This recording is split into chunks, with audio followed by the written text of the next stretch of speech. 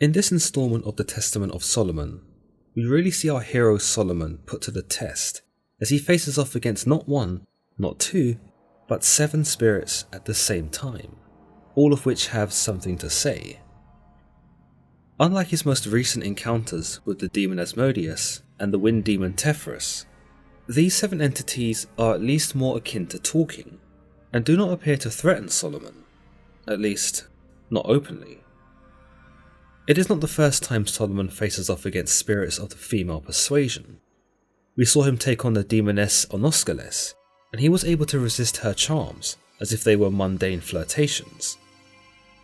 However, these 7 female spirits who appear to him in this part of the story are not here to flirt, but instead bring with them their own foreboding sense of danger. Whilst never specifically referred to as demons, they do consider themselves to be goddesses. Solomon tells us from the very get-go, "And there came 7 spirits, females, bound and woven together, fair in appearance, and comely. And I, Solomon, seeing them, questioned them, and said, Who are ye? But they with one accord said with one voice, We are the 33 elements of the cosmic ruler of the darkness." Right away, there is a lot to dissect here, and I'll do my best to be as thorough as possible. We can tell that there are 7 female spirits, those which are bound and woven together, and by this, some scholars have determined them to be 7 sisters.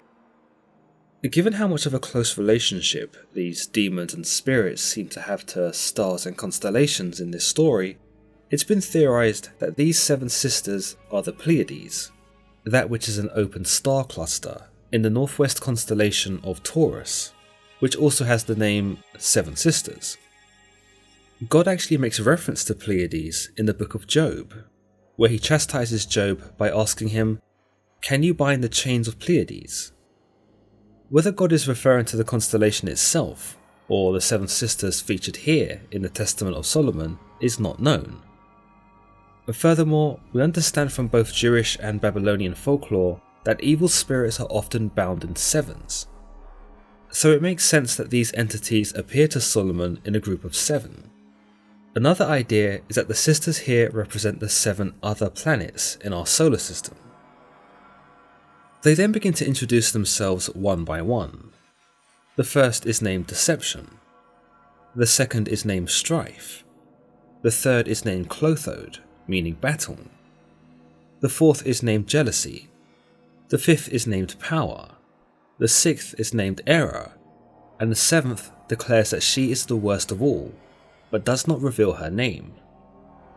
She also states, "Our stars are in heaven, 7 stars humble in sheen, and all together, and we are called, as it were, goddesses. We change our place all and together we live, sometimes in Lydia, sometimes in Olympus, sometimes in a great mountain." Here we learn that each one of these 7 sisters seems to represent something akin to the 7 deadly sins, though not quite.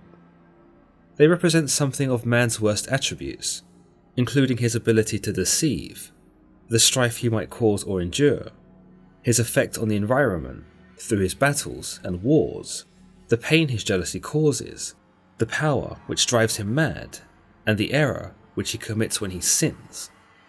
All in all, these sisters stand for all of our worst qualities, and evidently, they are not the sort of beings who a righteous person would choose to associate with. Furthermore, we get a glimpse at their arrogance, that they declare that they have stars in heaven, or again, the same implication that other demons have made, in that they believe they have a place in heaven, or had originated there. They even refer to themselves as goddesses, thus putting themselves on the same level as God. If we've learned anything from Lucifer, of course, we know that these sort of ambitions are not met with the kindest consequences. They also tell Solomon that they are quite mobile spirits in that they get around, sometimes to be found in Lydia and sometimes in Olympus. Once more, we see the authors of the text directly reference elements of Greek mythology, and it could be that these creatures are actually the descendants of the Titan Atlas, who were, would you believe it, called the Pleiades, which, as mentioned earlier, is what the cluster of stars in the Taurus constellation is named after. Interestingly, if we look at one of the tales from the mythology, the sisters actually kill themselves after learning the fate of their father Atlas. But afterwards, Zeus takes pity on them and immortalizes them as stars. By this, it is no wonder they refer to themselves as goddesses, being the descendants of Atlas, of course. It is also no wonder why they refer to Olympus as being their home. Of course, their existence under this idea of them being goddesses of any nature is not compatible with Solomon's god, and so you might say that they're in for a rude awakening if they think they're going to get away with this sort of heresy. After all, we've seen Solomon's god dish out punishments for far less. Solomon begins to question each spirit, and they tell him which angel it is they fear the most, and which angel it is that has the most power over them. Given that I'm not quite sure how to pronounce many of these, I'll leave them on screen for you to see here.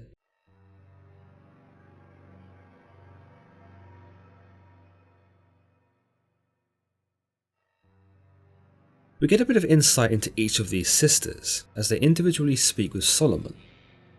Deception tells him, "I deceive and weave snares here and there. I whet and excite heresies."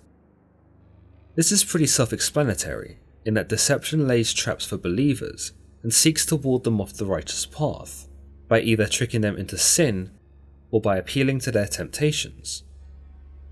Strife tells him that, "I bring timbers, stones, hangers, my weapons on the spot," and we can tell from this that Strife uses the hardest things on earth, such as stones and timbers, as a metaphor for the hard times that believers may find themselves in because of her. She declares that these hard properties are her weapons, and she is not shy of delivering them onto mankind. Clothod, or Battle, tells Solomon that, "I cause the well-behaved to scatter and fall foul of the other," and naturally we learn that she incites within mankind the need to fight, regardless of how mild their temperament can be.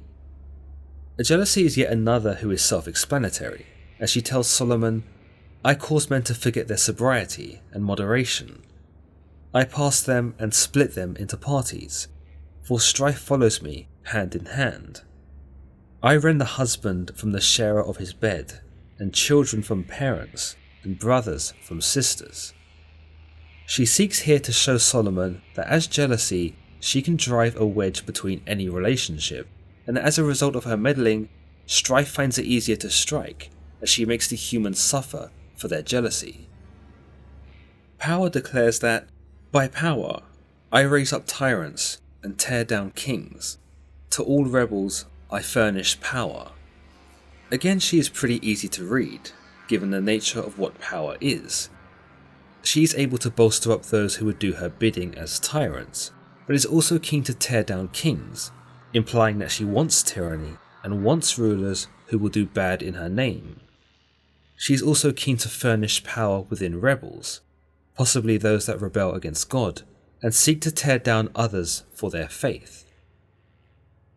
It is only once we reach Error's moment with Solomon that things get really interesting, for Error gives Solomon something to really think about. She tells him, "I will make thee to err, as I have before made thee to err, when I caused thee to slay thy own brother. I will lead you into error, so as to pry into graves, and teach them that dig, and I lead errant souls away from all piety, and many other evil traits are mine." Here we see Error take responsibility for the death of Solomon's brother Adonijah, who Solomon had killed in a dispute for rulership in the Bible's Book of Kings. It certainly positions Error in a position of power over Solomon, in that it is implied that she had already manipulated him once before, much as she manipulates every man to make grievous mistakes. It would also imply that Solomon was wrong to kill his brother, and that perhaps he'd mistaken his brother's intentions to take the throne for himself. Here, Error plants the seed of doubt in Solomon's mind, and she might very well be the only spirit of the seven sisters who gets him to second guess himself, She also tells him that she will lead him to make error again, and that she will also do this to many other men, for that is her duty. The seventh spirit, this elusive and unnamed one who declares herself as the worst, also has her turn and says, "I am the worst, and I make thee worse off than thou wast, because I will impose the bonds of Artemis.